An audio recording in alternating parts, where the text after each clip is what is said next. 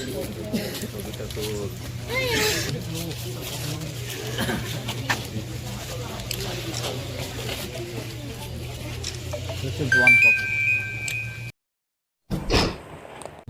আমাদের একটা financial investigation হয়েছিল।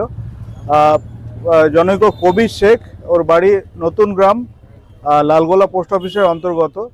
ও লালগোলা থানাতে একটা কেস রুজু হয়েছিল 1094-24 সালে। সেই কেসে ও আসামি ছিল এবং এই যে যেটা লিগ্যাল প্রসেস সেটার সাথে সাথে এটা একটা ফিনান্সিয়াল ইনভেস্টিগেশন হয়েছিল এবং কম্পিটেন্ট অথরিটি একটা অর্ডার করেছেন যে এই ইলিগাল অ্যাক্টিভিটি, যে হিরোইনের কারবার, সেটার মাধ্যমে ও যে সমস্ত প্রপার্টি ইলিগালি অ্যাকোয়ার করেছিল সেইগুলো ফ্রিজিং অর্ডার হয়েছে। সেই অনুযায়ী আজকে আমরা ওদের প্রপার্টি, এই যে এখানে দেখছেন এই জমিটা এবং এর সাথে যে বিল্ডিংটা আছে, পুরো বিল্ডিংটা ফ্রিজ হচ্ছে। আমরা নোটিশটা টাঙিয়ে দিচ্ছি এবং ওদের ফ্যামিলি যারা আছে তাদেরকেও নোটিশটা দিয়ে দিচ্ছে।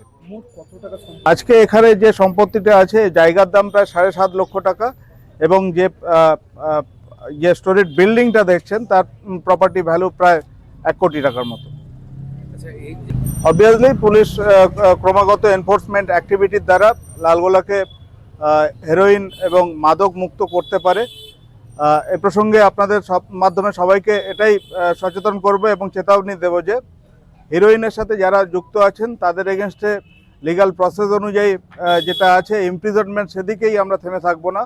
এর সাথে সাথে ওরা এই সমস্ত কন্ট্রাব্যান্ড আর্টিকেল, ইলিগাল ব্যবসার মাধ্যমে যে সমস্ত প্রপার্টি ইলিগালি ওরা অ্যাকোয়ার করছে, সে জমি হতে পারে, বিল্ডিং হতে পারে, যে কোনো ইমুভেবল এবং মুভেবল যে কোনো প্রপার্টি হতে পারে, সেগুলো আমরা ফ্রিজ করব।